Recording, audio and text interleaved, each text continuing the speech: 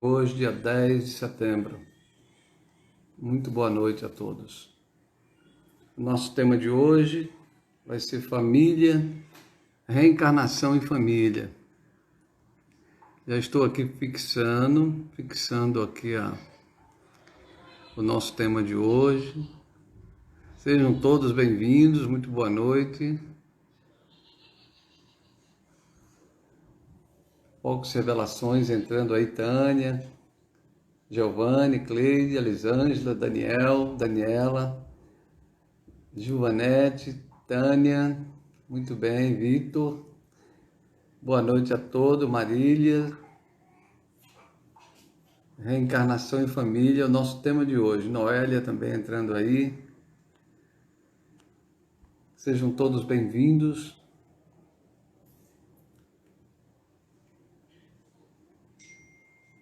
Cleide entrando aí também.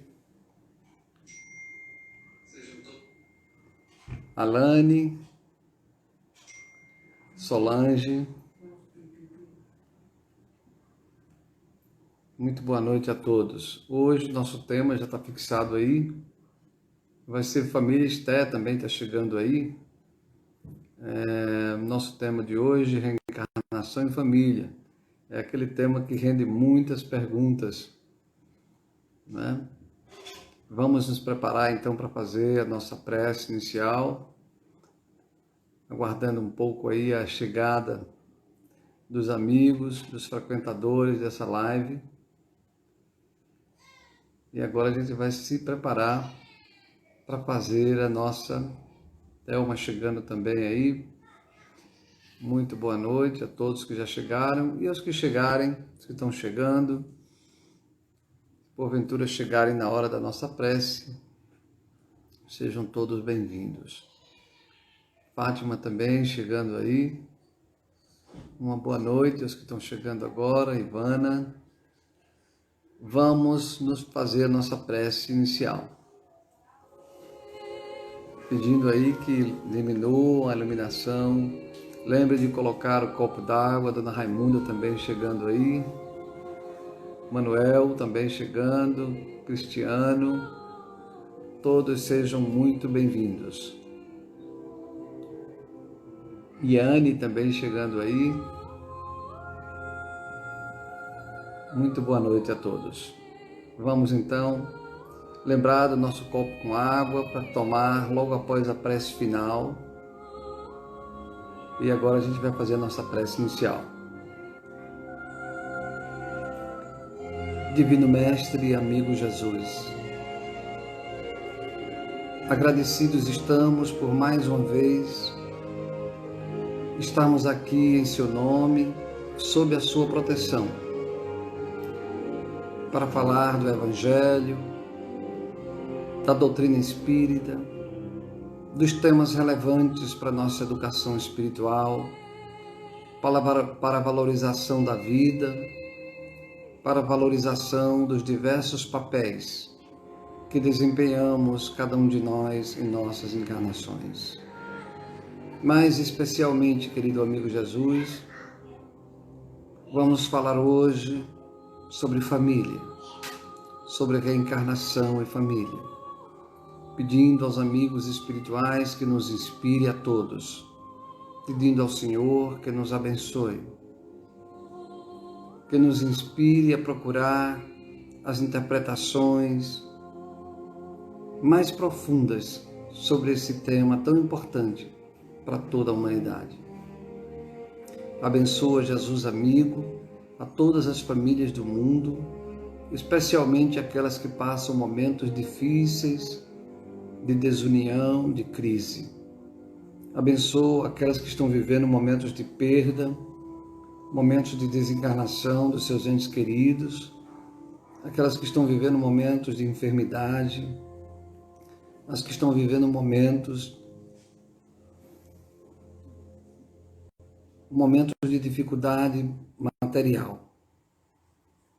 Abençoa também os nossos irmãos espirituais que nos acompanham, atraídos pelos nossos erros, pelas nossas dívidas, desta e de outras encarnações. Muito obrigado, Jesus, por essa oportunidade e por tantas outras. E ser conosco hoje e por todo sempre. Então vamos conversar hoje sobre reencarnação e família. Lá, um dos nossos evangelhos, nós conversamos sobre o capítulo 11, item 8, lá que é uma das instruções dos Espíritos. Esse capítulo, aliás, esse item 8, ele é escrito por Fénelon, um espírito lá em Paris, 1862, que psicografou, aliás, que deu, né, a psicografia dessa instrução dos espíritos sobre a lei de amor. E ele diz o seguinte: no seu início, o homem não tem senão instintos. Acho que vocês lembram desse evangelho que nós tratamos desse item. No seu início, o homem não tem senão instintos. Mais avançado e corrompido, só tem sensações. Mais instruído e purificado tem sentimentos. E o ponto alto do sentimento é o amor. Não o amor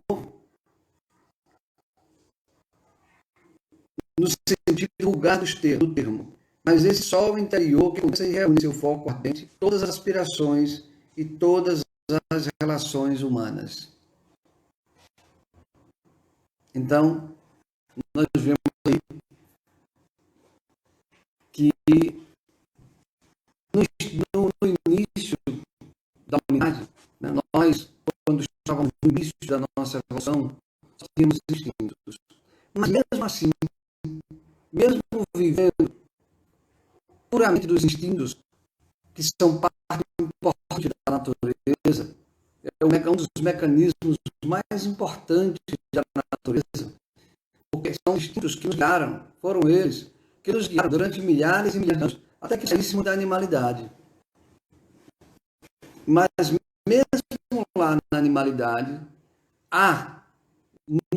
faz dos instintos um instinto de família. É claro que na animalidade não há a consciência de família, mas a gente observa no mundo animal aquelas espécies que têm uma organização familiar, sobretudo em relação à maternidade. Quantas vezes a gente vê um réptil, a gente vê... Acho que o áudio está cortando aí um pouco, né? O som está ruim. Vamos ver aqui se melhora um pouco. O que é que vocês me dizem? O som está muito ruim? Melhorou mais agora? Marcos Julião aí está dizendo que o áudio... Vamos ver se melhora um pouco. Né? O áudio está ruim. A Cristiane está dizendo agora. O áudio travando. Não sei por quê, porque a imagem está boa, né? A imagem está boa também ou é só o áudio que está ruim? Só o áudio que está ruim. Estranho que ele esteja ruim, porque a imagem está chegando bem. Deixa eu mudar aqui um pouco a rede. Só um instantinho aí a todos, que eu vou tentar aqui mudar a rede.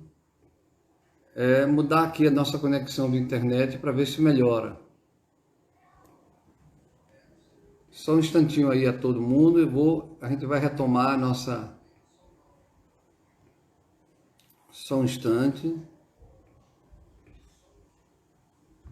Melhorou agora? Melhorou agora? A imagem está ótima e o som agora está bom? Melhorou, né? Então vamos retomar aqui o nosso raciocínio. Desculpem a todos, peço paciência, mas vale a pena a gente retomar.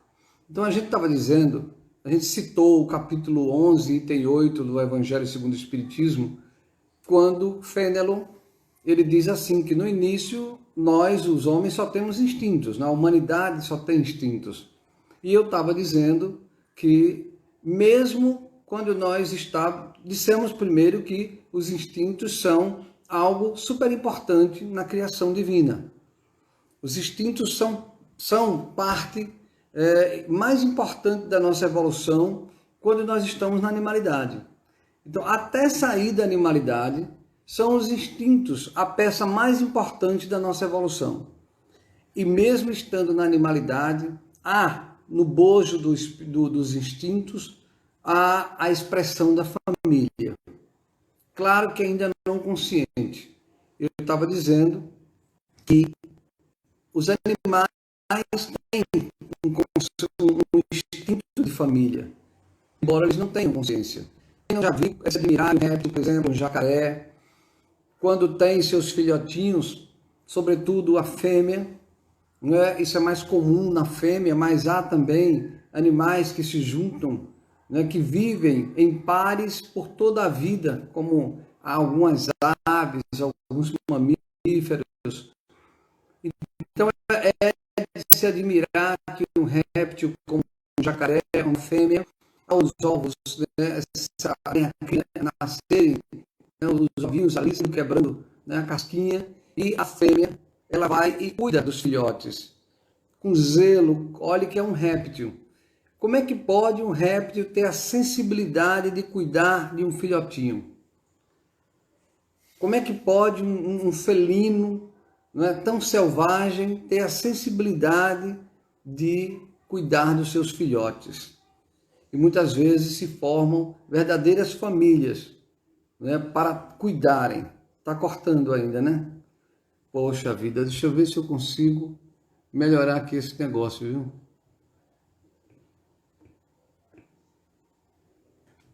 Hoje, não sei o que foi que houve, está melhorando. Começou a falhar, o som está cortando, vamos ver se melhorou agora. Parece que a noite de hoje vai ser assim, um pouco instável. Mas vamos torcer que não piore tanto, tá? Então é de se admirar que os répteis e animais tenham já, né, essa instintividade, né? Jussara está dizendo que o som está com problema, Mônica disse que melhorou, mas vamos tocar. Eu estou recebendo aqui uma mensagem que melhorou e uma outra dizendo que está com problema. Mas vamos continuar. Então, essa manifestação em torno da família, ela já aparece lá na instintividade, mesmo quando nós estamos no estágio da animalidade. Essa semente que nasce com o espírito, quer dizer, é essa força de coesão, que a gente chama de família, ela nasce com o espírito e ela se exercita na instintividade, ainda quando nós estamos no estágio de animalidade. E depois ela se torna consciente, quando o espírito ele começa a ter consciência da sua relação com o próximo. Então nós vemos aí que a família está presente durante toda a história evolutiva do espírito. E nós podemos dizer que a família é o mecanismo mais importante da evolução. Por que essa afirmativa? A família é o mecanismo mais...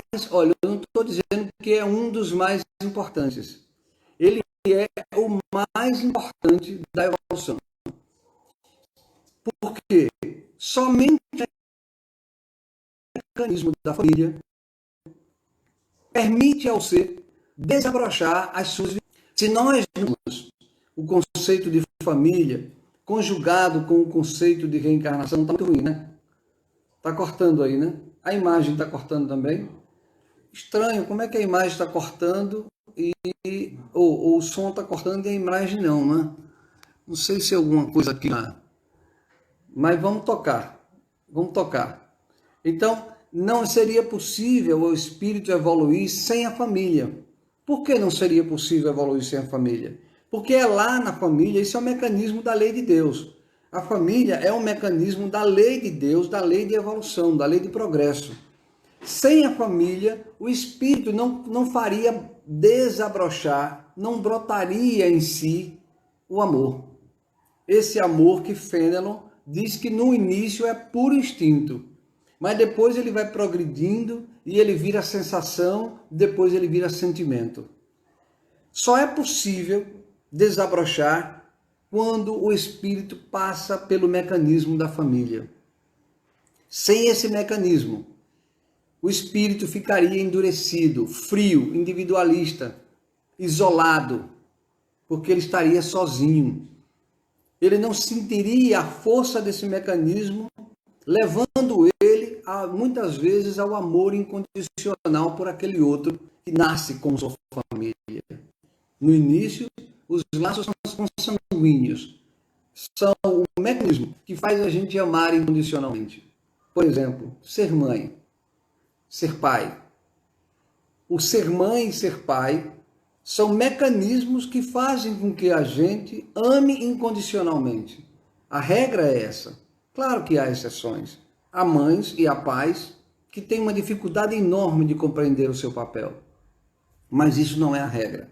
A regra é que mães e pais, sobretudo as mães, pratiquem, exercitem o amor incondicional. Quantas mães renunciam a si própria? Quantas mães dedicam-se pela realização do outro, né? Em detrimento da sua própria realização? Ficam felizes quando veem o outro feliz, o filho feliz. Aí são os primeiros exercícios de desprendimento, de renúncia, que lá na frente saltarão para um outro degrau, abrangendo a família humana.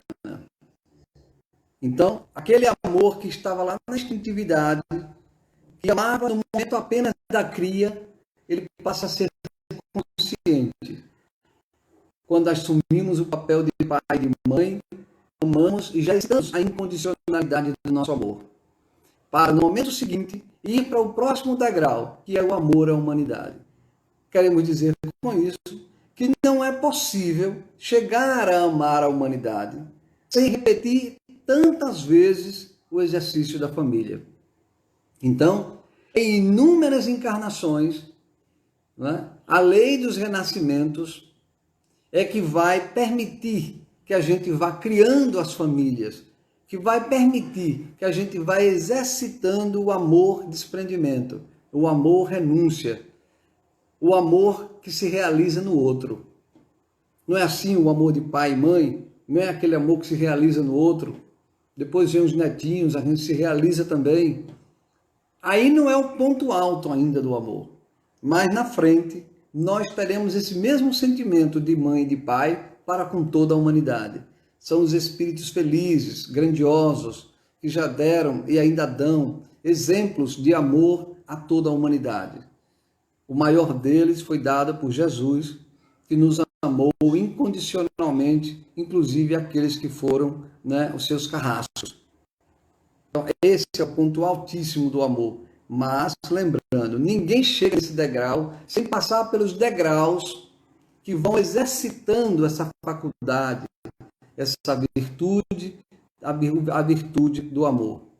Então, é a família, nesse estágio que nos encontramos, que permite esse exercício do amor que nos levará para o estágio seguinte. A gente pode até perguntar, mas quem não tem família? Olha, todos nós temos família. Nossa família, ela está muito além daquilo que a gente imagina quando encarnados. O que eu quero dizer com isso? Os laços de família, eles estão na dimensão material e na dimensão espiritual. Então, a minha família não é só a família que está aqui encarnada. Eu tenho entes queridos, pessoas que eu amo e que me amam, que estão na dimensão espiritual.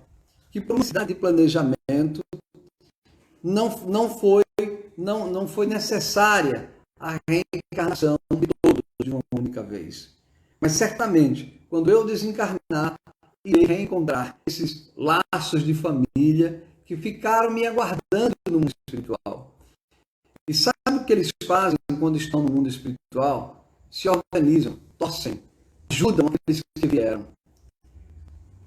Muitos de nós não sabem, mas a nossa família que fica no mundo espiritual, todos os dias torce e nos ajuda para que a gente consiga passar bem pela experiência da reencarnação. Há também pessoas que são da nossa família, mas que não reencarnaram nos laços consanguíneos. Eu posso ter pessoas, né, que são da minha família espiritual, mas não nasceram do meu pai e da minha mãe. Podem estar reencarnados em outros lugares, em outras regiões, em outros países, e que por algum motivo não precisamos nessa encarnação nos encontrar. Observe que os laços de família não se restringem à família que a gente conhece enquanto encarnado. Eles se multiplicam e cada vez que a gente mergulha na carne e a gente vai reencontrando laços que já existiam e também construindo novos laços. Essa família vai transcendendo cada vez mais a se tornar grandes grupos afins, para depois, no momento mais alto da nossa evolução, constituirmos grandes grupos, grandes famílias de espíritos, não mais restritos aos laços consanguíneos, porque os laços de família são laços espirituais. O laço consanguíneo é temporal, não é? Veja o que eu estou dizendo. O laço consanguíneo é temporal. Vale uma encarnação, mas o laço da família espiritual, ele é atemporal. Ele não termina quando reencarna e quando encarna. É isso que nós temos que entender pela doutrina espírita e pelo Evangelho, de que o conceito de família é um conceito, sobretudo, espiritual. Não é uma necessidade meramente social. Alguns sociólogos dizem que a família foi uma invenção da civilização, da humanidade. Não, ela não foi uma invenção da humanidade. A família está no espírito. O conceito, a força de agregação que nos une, faz parte das virtudes que nós trazemos do estado latente. Não é uma invenção humana. Ela é o desabrochar das virtudes que estão plantadas em nós. Então, como nós dizíamos, é a família, através da reencarnação, que constitui o maior laboratório de transformação dos espíritos. Transformação dos espíritos, é o que eu estou dizendo. Quando nós reencarnamos, reencarnamos para progredir. Reencarnamos para corrigir, reencarnamos para aprender mais. E o mecanismo da família está na base desse aprendizado. Não teríamos como fazer esse progresso sem esse laboratório de transformação. É na família, né, que a gente vê quantos destinos foram corrigidos em direção à luz pelo mecanismo da família. Quantos destinos? Dizendo de outra forma, quantos espíritos estavam desgraçados, estavam no caminho das trevas, e pelo amor de alguém ou de um grupo que decidiu-se receber esse espírito que estava em descaminho, recebê-lo no seio da família, não é? E esse destino é corrigido em direção à luz. Quantas vezes isso aconteceu? Nas obras espíritas, nos romances, nas obras de André Luiz, tem casos assim, de quantas vezes dois inimigos, olha que coisa interessante, dois inimigos, adversários, não é? Recebem pelo mecanismo da família, da reencarnação, pais e mães que decidem recebê-los para que nasçam como irmãos. E tendo nascidos como irmãos no mesmo lar, vão receber do pai e da mãe todo o amor de que necessitam para romperem o ódio, a animosidade que trazem do passado. Quantas vezes nós recebemos até mesmo um pai pode receber como um filho um adversário. E olha, que coisa linda que acontece. Quando nós recebemos, imagine um pai recebendo um filho que foi um adversário espiritual. Aí quando aquela criança nasce, a gente se organiza, faz uma festa, compra aquela roupinha bonita. Se for menino, o pai vai lá e compra lá aquela camisinha do time que ele torce, né? Faz a meladinha, convida os amigos, vibra, comemora, bota aquele filhinho no braço orgulhosamente. procura fazer tudo do bom e do melhor para ele, perde noite, aprende a trocar fralda. Sabe o que está acontecendo ali? Os laços de animosidade, de ódio, de revolta estão se diluindo. Porque o mecanismo da família está colocando aquelas duas almas. É por isso que o esquecimento é uma dádiva. Quando a gente reencarna, o esquecimento nesse estágio evolutivo é uma dádiva. Está ali aqueles dois espíritos que se odiaram. Agora na condição de pai e filho. O pai, a hora que ele está ali, arrumando a fraldinha, comprando a camiseta do time, comprando o primeiro caminhão, o primeiro velocípede, vibrando com aquela criança. Esse amor que o pai deposita naquela criança está diluindo, desfazendo os laços de outrora, a animosidade que houve no passado. Ah, mas será que acaba tudo e fica tudo feliz? Não. Às vezes é preciso mais de uma vez. Mas é possível numa única encarnação acontecer isso. Quando o pai e a mãe colocam dentro de casa o Evangelho. Quando ambos se esforçam para amar. Porque talvez aquele filhinho ainda traga alguns ímpetos ou alguma coisa no inconsciente de medo daquele pai, de desconfiança com aquele pai. Mas se o pai tem o Evangelho, se o pai tem princípios e sabe da responsabilidade que lhe cabe, ele vai amar esse filho incondicionalmente. Ele vai procurar dar a ele tudo de bom, todo o carinho, todo o afeto.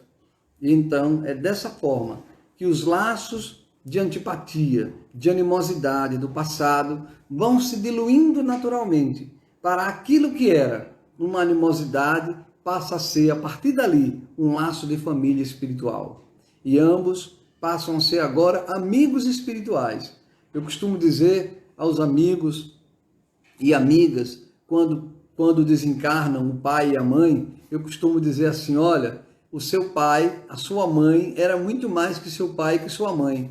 Aí as pessoas dizem, como assim? Eram muito mais que pai e mãe? Sim, o seu pai e sua mãe são companheiros antigos, de outras épocas, de outras estradas, e vão continuar sendo companheiros.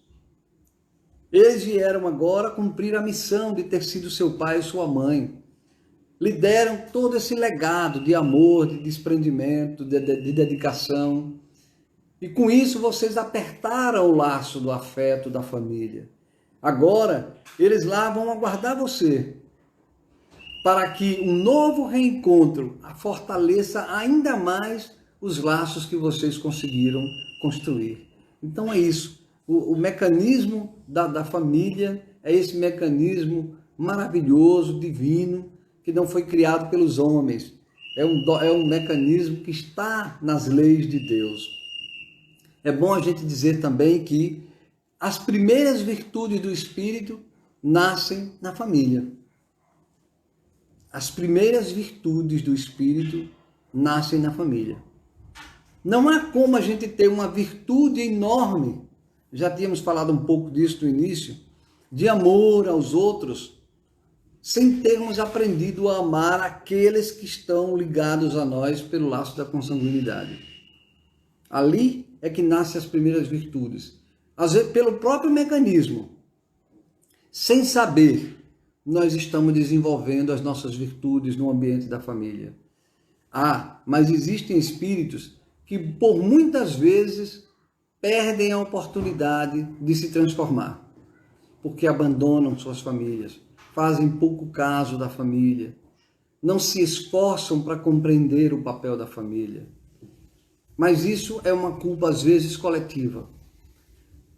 Estamos vivendo, a modernidade trouxe grandes avanços nas relações sociais, no respeito aos direitos humanos. Mas nós temos tido um comportamento, eu diria, ruim em relação ao conceito de família. Esse conceito ele vem sendo desvalorizado, mas não desqualificado. A gente pode desvalorizar um conceito, mas ele não perde o seu valor. Ele não se desqualifica. A humanidade, quando ela desclassifica, quando ela não dá o devido valor a um mecanismo, o mecanismo continua existindo, continua tendo a sua importância, cabendo àquele que um dia, ou aquela sociedade, ou aquela época, aquele povo, né, que não deu o seu devido valor a futuras encarnações, onde nós, enquanto sociedade, pagaremos o preço do ajuste compulsório. Então, é comum as pessoas dizerem que não querem mais a família porque a família é um estorvo, porque a família é muita responsabilidade, eu preciso cuidar de mim primeiro, eu preciso cuidar da minha vida, porque a família vai exigir que eu pense nos outros.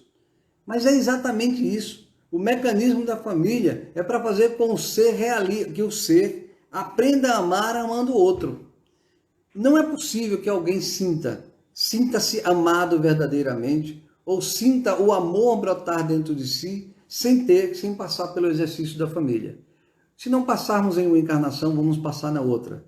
Se negligenciamos em uma, vamos passar a limpo em outra. Não tem jeito, é um mecanismo que tem que estar presente na evolução do espírito. Uma coisa que nós queremos também dizer é que quando nós começamos a construir uma família, aqui no mundo material, quando reencarnamos e começamos a construir uma família, o mundo espiritual se movimenta. Imaginando assim, quando a gente diz que duas pessoas vão se casar, né? Dois jovens decidem se casar, as duas famílias se movimentam. Vai comprar o vestido de noiva, vai se preocupar com os móveis, vai se preocupar com a casa, né? Vai se preocupar com a roupa, com um novo lugar, com a lua de mel, enfim, há toda uma logística, toda uma movimentação em torno desse encontro de almas. No mundo espiritual também é assim, só que lá eles não vão se mobilizar pela casa, pelo vestido, né? pelos móveis, nada disso, mas eles vão se mobilizar porque o encontro daquelas duas almas vai mexer na estrutura espiritual dos espíritos, dos que ficam e dos que reencarnam, daqueles que reencarnarão naquela família que está iniciando pelo encontro de duas almas, né, que vão abrir o espaço para que a geografia espiritual se modifique.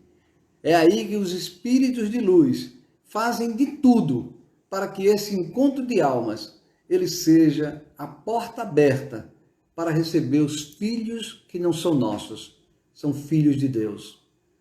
Não fosse esse mecanismo, nós estacionaríamos na evolução, estaríamos ainda na reptilidade, estaríamos ainda como um camarão, um jacaré ou qualquer coisa que o valha. Só é possível estar nesse estágio de consciência, de ser humano, porque por milhares de vezes esse mecanismo foi repetido. O mundo espiritual e o mundo material se integram fraternalmente para que a família aconteça e com ela a evolução dos espíritos. Como seria bom que a gente se preparasse? Como seria bom que a modernidade se preparasse para construir a família? Porque a verdadeira modernidade não é a internet, não é o Instagram, não é o foguete indo para Marte, não é o jato supersônico, não é? A grande modernidade é o amor. A grande modernidade é a família. O bem mais sofisticado do espírito é o amor. Os outros são todos parafernálias, passageiras, que a gente vai entulhando em nossas vidas e muitas vezes nos esquecemos dos verdadeiros bens. A família é a modernidade. Infelizmente, nossa cultura ainda não privilegia esse conceito. Nossos jovens, nossa sociedade deveria preparar os nossos jovens para que eles entendessem a importância da família, né? A cultura da imortalidade, do amor, do perdão, o exercício, né, da alma, para que ela pudesse crescer e trazer para si a responsabilidade da família. Isso devia fazer parte da nossa cultura. Quando isso não faz parte, quantas vezes dois jovens se juntam, Eu estou dizendo 2 jovens, mas também tem pessoas maduras que se juntam. Mas a regra é que sejam mais 2 jovens. Tem gente aí se casando com 70 anos, né? Tudo bem, vai formar família. Mas a maioria dos casos são jovens. Mas o que eu quero dizer, pela falta de preparo, quantas vezes 2 jovens se reúnem e não estão nem aí para a responsabilidade espiritual que estão assumindo? Não tem ideia dessa mobilização no mundo espiritual em torno dessas 2 almas. Não tem ideia das responsabilidades assumidas. E muitas vezes esse casamento, esse encontro de almas fica à mercê da conveniência dos caprichos individuais, da vaidade, do egoísmo, do dinheiro, do material, dos vínculos sociais, do status, enfim, tudo, menos o compromisso espiritual, que é o mais relevante. Se nós tivéssemos essa preparação com os nossos jovens, se essa cultura existisse, as famílias, nós aproveitaríamos mais a oportunidade da família, não deixando que ela se desagregasse facilmente. Não quero dizer que não haja aqui e acolá uma separação conjugal, mas isso se reduziria bastante, porque haveria uma compreensão maior sobre o conceito de família. Bom, eu quero também falar ainda sobre família, que é o impacto daquilo que a gente faz, daquilo que a gente pensa, das nossas atitudes no ambiente da família. Considerando que a família está constituída, como é o dia a dia da família? Como é o lar? Às vezes, nós temos uma casa que não é um lar. E podemos ter um lar, que é uma casa pobrezinha. O ponto de equilíbrio é lar e casa serem decentes. Quando eu digo casa, é a casa material. É o piso, as paredes, a lâmpada. E o lar é a construção espiritual dentro daquele espaço físico. Então existem choupanas, casinhas simples, que tem um palacete espiritual construído chamado lar. E às vezes nós temos um palacete chamado casa e tem uma choupana, um barraco espiritual chamado lar. Por quê? Porque nós não temos consciência do significado do lar. Lar como sendo a energia, o afeto, o respeito, o compromisso entre aqueles que formam a família. Então, que impacto tem os nossos pensamentos e atitudes quando nós estamos na família?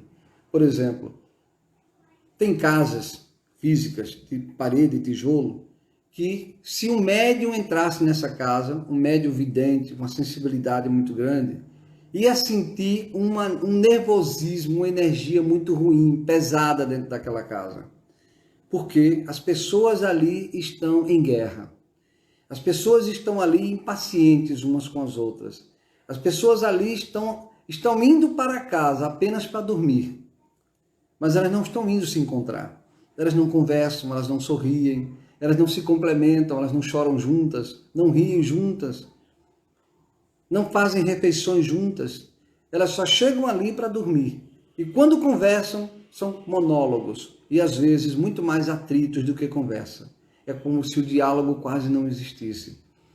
E pior ainda, o diálogo não existindo, não existe espaço para o Evangelho, que é a necessidade maior. Nós precisamos colocar o Evangelho em nossas casas. Precisamos ter a paciência de ouvir o outro. Precisamos estimular o diálogo na família. Precisamos ter a paciência. Olha, tem uma coisa mais assim, que a gente não dá muita importância. Uma criança chamando a atenção do pai e da mãe, e às vezes a gente não dá atenção. Sabe aquela criança que chama a mãe 10 vezes e a mãe não escuta porque está vendo o Instagram ou o WhatsApp? Modernidade isso, não? É um erro que a gente comete. Aí a criança perde a paciência e derruba um vidro lá para chamar a atenção. Ou quebra, ou faz alguma coisa. E são essas atitudes que nós temos que corrigir. As crianças, quem são elas? São os filhos de Deus, que Deus nos confiou. E nós temos que dar a importância que eles merecem, que eles têm direito.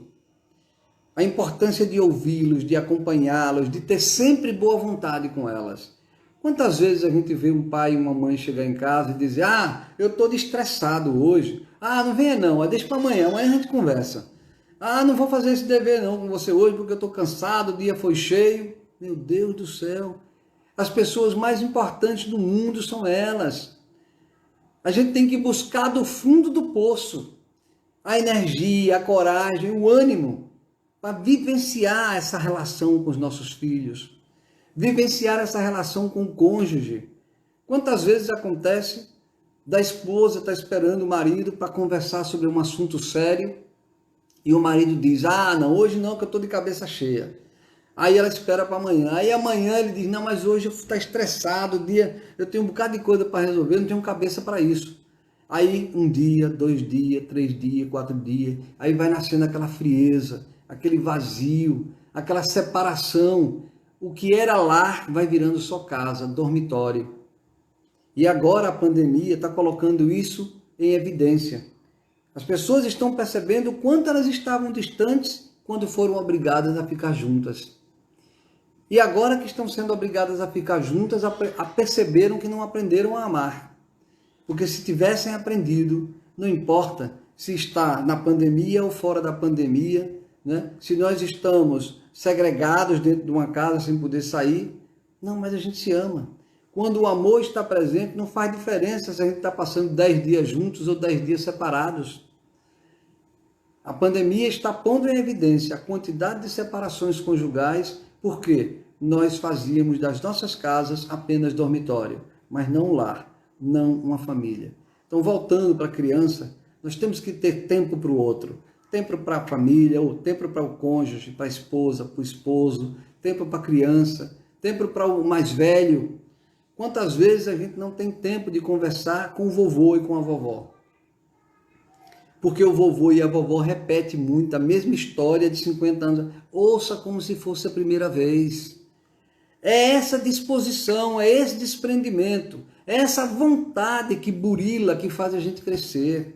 Eu posso fazer um PhD em física nuclear. Eu não vou crescer tanto quanto quando eu me dedico pacientemente a escutar o vovozinho e a vovozinha que está com 90 anos, com 80 anos, e espera ansiosamente a minha chegada para contar as mesmas histórias. E eu sorrindo como se nunca tivesse ouvido. Pergunto, e o que foi que aconteceu? Diga mais. E a senhora fez o quê? E o senhor fez o quê? Essas relações a gente precisa resgatar. Porque é isso que constitui família. Senão, eu perco mais uma encarnação. E às vezes vou ter que voltar numa outra. Talvez sem o mesmo conforto.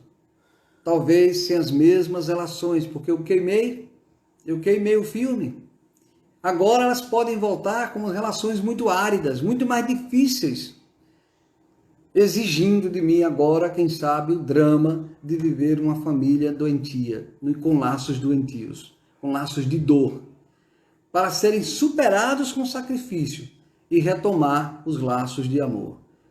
Então nós estamos vendo aí como esse tema é importante, esse tema da família.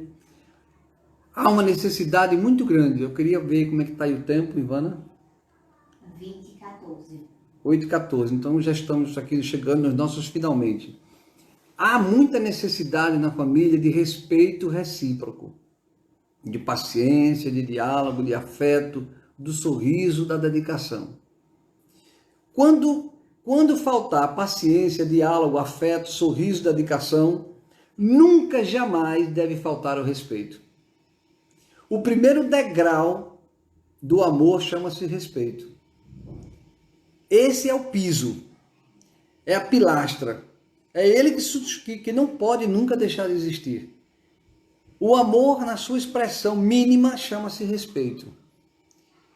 E quando há respeito, o solo fica fértil, para que a gente aprenda a dar o próximo passo, a ter paciência, diálogo, afeto, sorriso, alegria e coragem para enfrentar dificuldades que surgem. Não tem jeito, toda família enfrenta dificuldade e desafios.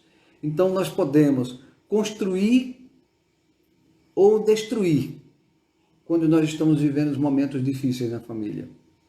Quantas vezes alguém pisa errado, comete um erro no ambiente da família, um irmão com o outro, um cônjuge com o outro.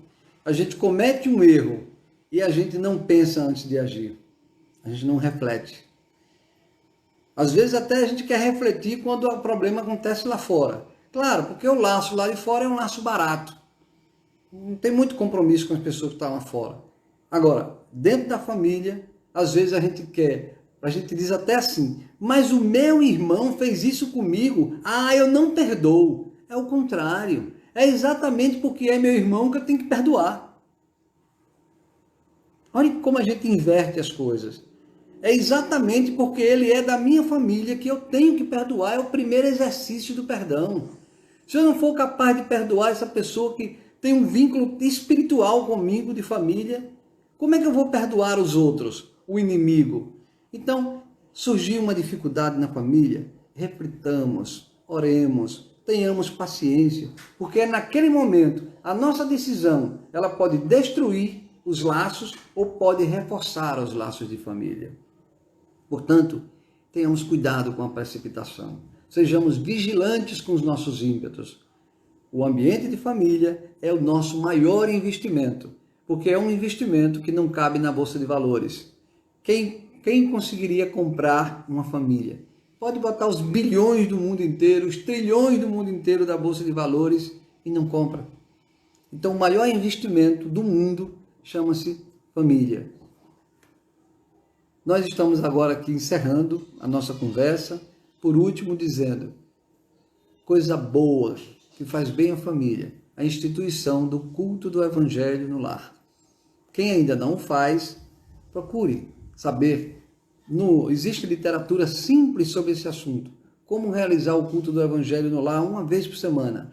No próprio Evangelho, aqui no Evangelho, logo no início, explica como fazer o culto do Evangelho no lar. Quem sabe, num outro momento, a gente pode conversar um pouco mais sobre como fazer o culto do Evangelho no lar para fortalecer os laços de família. Vamos agora ver aqui as observações, as perguntas, para a gente aproveitar esses minutos finais. Temos 12 minutos para as perguntas e prece.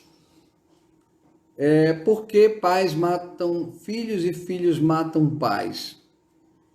Porque não conseguiram vencer a si mesmos. Vão ter que se reencontrar em outras encarnações.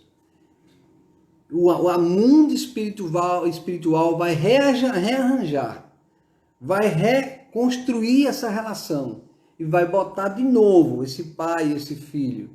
De novo eles vão se encontrar para aprenderem a combater o orgulho, o egoísmo e, através dos laços de família, destruírem o laço de ódio que foi construído no passado. Quando um pai e um filho não conseguem se amar e se perdoar e acabam assim no crime, é porque eles ainda estão com uma dificuldade enorme de compreender e de vencer a si mesmos. Vamos ver aqui agora, Cristiano está dizendo o seguinte, verdade, disse tudo, toda família carece da experiência da mesa, sentar juntos, conversar sobre o dia a dia, criar laços. Perfeito. Não há família se não há diálogo, se não há convivência. Se a gente volta para casa só para dormir, a gente não cria os laços. E um belo dia a gente descobre que o lugar que a gente mora é o vazio. É solidão de casa cheia. É aquela frase da música de Milton Nascimento. Solidão de casa cheia. Eu sou um péssimo cantor. Mas tem uma música que ele tem uma frase, que ele diz assim, a gente está com a casa cheia, mas está sozinho, porque naquela casa só se dorme, não se ama, não se dialoga. Aqui nós temos também Marilu dizendo, vovô ou vovó tem a paciência do mundo inteiro com todos, mas a gente não tem com eles, né, Marilu? Então é preciso exercitar a paciência com a vovó e com o vovô. Não porque eles precisam, mas porque eu preciso exercitar em mim a paciência e o amor para com ele. Quem ganha sou eu. Claro que ele ganha também, mas às vezes a gente dá atenção ao velhinho pensando que a carência é dele. A carência é minha. Se eu não fizer isso, eu não amadureço como espírito. Aí, Focos Revelações aqui está dizendo o seguinte, temos que nos dedicar à família diariamente, e estou falando das pequenas coisas do dia a dia. Eu amo me dedicar à minha família. Perfeito. Temos que nos dedicar à família. Cada qual do seu jeito. Não existe uma bula, né? Não existe um manual do que fazer na família. Não. Família é botar o afeto para fora. É amar, ser amado, perdoar, ter paciência, diálogo. Marilu aí está dizendo o seguinte: respeito, diálogo e fé, a base da família. Perfeito. Vitor, sábias e esclarecedoras palavras, exatamente, para todos nós, né, sobretudo para os jovens que nos assistem, aqueles que aspiram construir uma família. É importante que, apesar da modernidade fora, tragam a modernidade para dentro. Se preparem para fazer da família o bem tecnológico, entre aspas, o bem mais sofisticado da nossa sociedade. Aqui Jussara está dizendo o seguinte: amei a palestra, muito boa para todos nós, Jussara. Mônica, bom. De Cacau, aqui eu não sei o que é de Cacau, deve ser Denise, alguma coisa, mas é de Cacau que está aqui. Quando a gente sabe de erros dos pais e não consegue perdoar. Olha, você disse, você foi sincera. Você sabe do erro dos seus pais e não consegue perdoar. Se você está aprendendo doutrina espírita e evangelho, não perca a oportunidade de construir o perdão, que não são eles que necessitam, é você. O perdão, Cacau, que você precisa dar para o seu pai, eles precisam, mas você precisa mais do que eles. Porque quando você exercitar e conseguir perdoá-lo, quem subiu de degrau foi você. E de quebra pode levá-los juntos.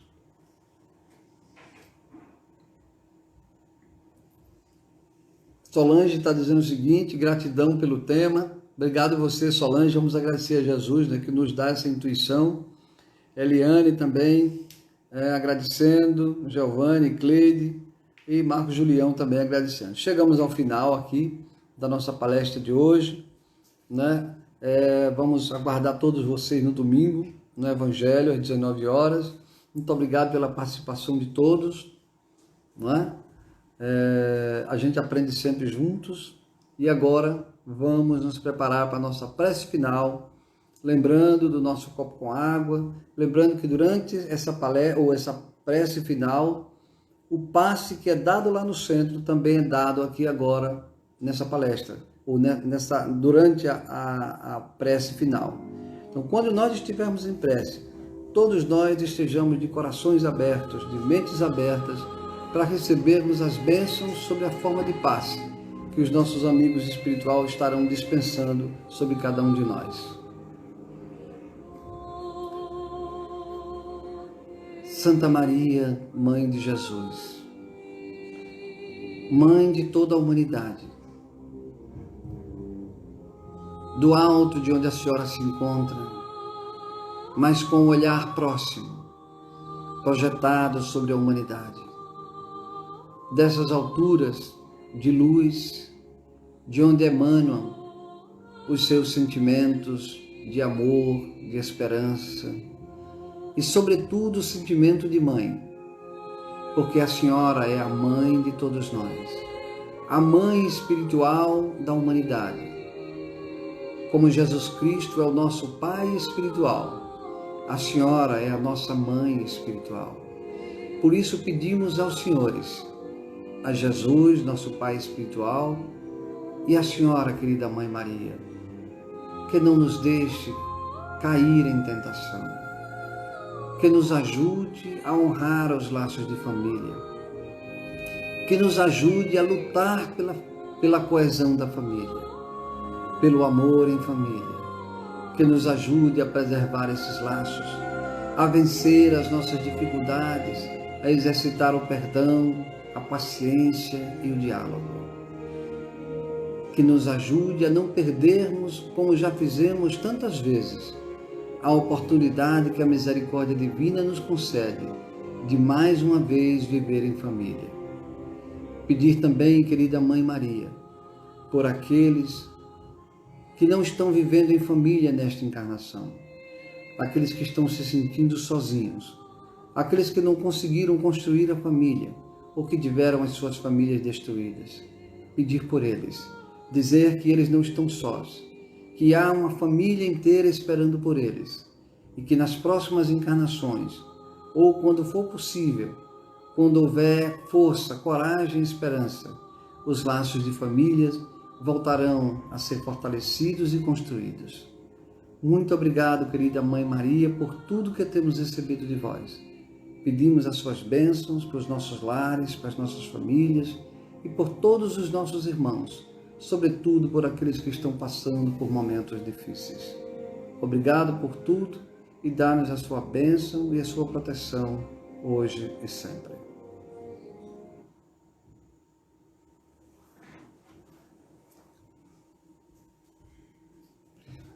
Um abraço a todos. Domingo, se Deus quiser, a gente continua falando de Evangelho, de doutrina espírita, nesse encontro maravilhoso que nós temos 2 vezes por semana.